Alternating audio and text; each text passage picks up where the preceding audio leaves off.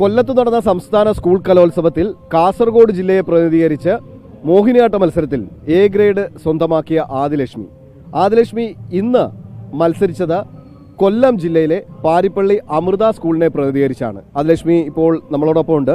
ആദിലക്ഷ്മി, ആദ്യം തന്നെ ഈ ഒരു മാറ്റം എങ്ങനെയായിരുന്നു? കാസർഗോഡ് ജില്ലയ്ക്ക് വേണ്ടി മത്സരിക്കുന്നു, ഇപ്പോൾ കൊല്ലം ജില്ലയിലെ പാരിപ്പള്ളി അമൃത സ്കൂളിൽ നിന്നും മത്സര രംഗത്തെത്തുന്നു. എന്തായിരുന്നു അത്? ഞാൻ 9th അമ്മയ്ക്ക് അവിടെ കാസർഗോഡ് ജോലി കിട്ടി, അതാണ് അവിടോട്ട് പോയത്. അപ്പോൾ ആ വർഷം സ്റ്റേറ്റ് നടന്നത് കൊല്ലത്ത് വെച്ചായിരുന്നു. അപ്പോൾ സ്വന്തം നാട്ടിൽ തന്നെ സ്റ്റേറ്റിൽ വരാൻ പറ്റി. കേരള നടന മോഹിനിയാട്ടം ഉണ്ടായിരുന്നു. അതുപോലെ തന്നെ കഴിഞ്ഞ വർഷവും ട്രിവാൻഡ്രത്ത് വെച്ചായിരുന്നു. അവിടെയും കാസർഗോഡ് ജില്ലയെ റെപ്രസെൻ്റ് ചെയ്ത് വരാൻ പറ്റി കേരള നടനത്തിന്. ഇപ്രാവശ്യം സ്വന്തം നാട്ടിൽ നിന്ന് തന്നെ ഇപ്പോൾ തൃശ്ശൂർ ജില്ലയിൽ വരാൻ പറ്റി. ഇന്ന് മോഹിനിയാട്ടം കളിച്ചിറങ്ങിയതേ ഉള്ളൂ.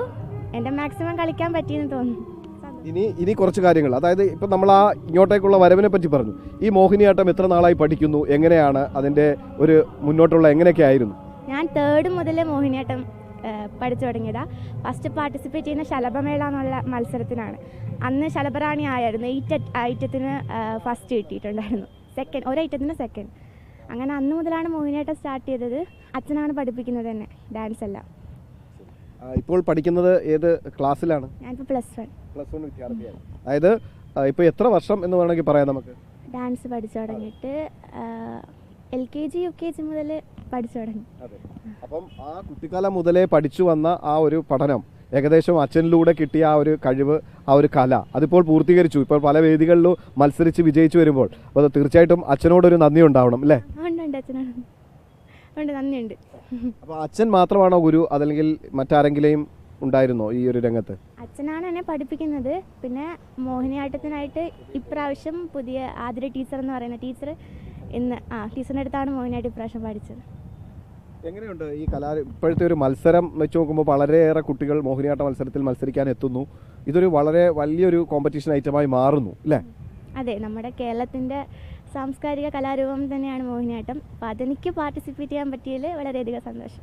പക്ഷെ ഒരുപാട് മത്സരാർത്ഥികൾ വരുമ്പോൾ നമ്മൾ ഒരു അണു കിട്ട പോലും തെറ്റാതെ വളരെ കൃത്യതയോടുകൂടി ആ മോഹിനിയാട്ടം അവതരിപ്പിക്കണം.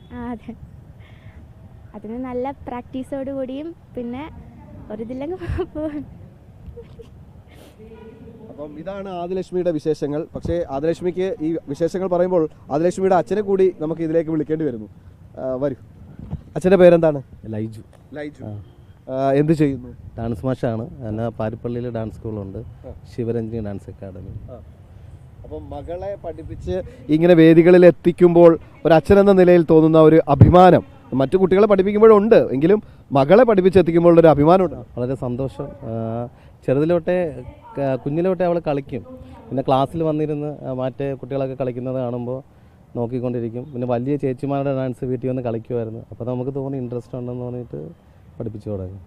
ഇനിയിപ്പം അച്ഛനെന്ന നിലയിൽ ചോദിച്ചാൽ മകൾ നന്നായി നൃത്തം ചെയ്യുമെന്ന് പറയത്തുള്ളൂ, എങ്കിലും വിമർശിക്കുമ്പോൾ എങ്ങനെ കാണുന്നു?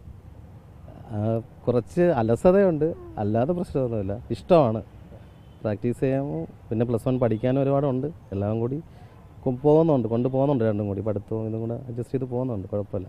അപ്പം തീർച്ചയായും ഒരു കലാകുടുംബത്തിൽ അടുത്ത തലമുറയും കലയിലൂടെ വരുമ്പോൾ തീർച്ചയായും അത് കുടുംബത്തിന് ഉള്ളിലും എല്ലാവർക്കും അഭിമാനിക്കാൻ പറ്റുന്ന ഒരു കാര്യം തന്നെയാണ്. അപ്പോൾ ആദിലക്ഷ്മി ഇനിയും ഒരുപാട് ഉയരങ്ങളിലേക്ക് വരട്ടെ, ഒപ്പം വിദ്യാഭ്യാസത്തിൻ്റെ ഉയരങ്ങളും താണ്ടട്ടെ. അപ്പം പാരിപ്പള്ളി അമൃത സ്കൂളിനെ പ്രതിനിധീകരിച്ചാണ് വരുന്നത് അല്ലേ?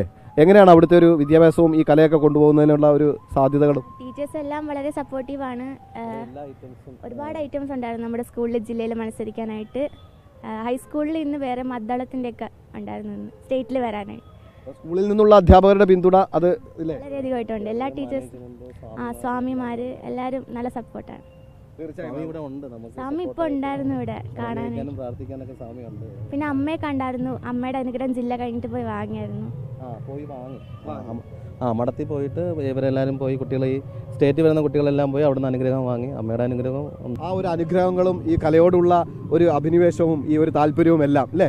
അപ്പോൾ ആ കലാകുടുംബത്തിൽ നിന്ന് പുതിയൊരു തലമുറ വീണ്ടും വരുന്നു. അപ്പം ഒപ്പം തന്നെ പഠനത്തിലും ഒരുപാട് കാര്യങ്ങളുണ്ട്, മുന്നോട്ട് പോകണം. എല്ലാവിധ ഐശ്വര്യങ്ങളും അനുഗ്രഹങ്ങളും ദൈവം തരുമെന്ന് തന്നെ നമുക്ക് കരുതാം. ആ രീതിയിൽ തന്നെ മുന്നോട്ട് പോകണം.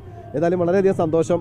ഈ കാര്യങ്ങൾ കേരള നടനം കൂടിയുണ്ട്. അതെ, അപ്പോൾ ഇനിയും മത്സരങ്ങൾ തീരുന്നില്ല, കലാരംഗത്ത് ഇനിയുണ്ട്. അപ്പോൾ ആദിലക്ഷ്മിക്ക് ഇനിയും ഒരുപാട് മേഖലകളിൽ മുന്നേറാൻ സാധിക്കട്ടെ. ഏതായാലും വളരെയധികം സന്തോഷം. കാര്യം ആദിലക്ഷ്മിയുടെ വിശേഷങ്ങൾ അറിഞ്ഞു, ഒപ്പം അച്ഛനായ ഗുരുവിൻ്റെ വിശേഷങ്ങൾ അറിഞ്ഞു. ഈ വിശേഷങ്ങളിലൂടെയൊക്കെ പോകുമ്പോൾ ഇപ്പോൾ കലോത്സവ വേദിയിൽ മത്സരങ്ങളൊക്കെ ഇങ്ങനെ മുന്നോട്ട് പോവുകയാണ്. നിങ്ങൾക്കും ഇനി ഒരുപാട് മത്സരങ്ങൾ കാണാൻ ആഗ്രഹമുണ്ട്, നിങ്ങൾക്ക് പല വേദികളിലേക്ക് എത്തേണ്ടതും കൂടിയുണ്ട്. എൻ്റെ ഫ്രണ്ട് അടുത്ത സ്റ്റേജിൽ കളിക്കാൻ ഇറങ്ങുക, കുച്ചിപ്പിടിക്ക് ഹൈസ്കൂൾ.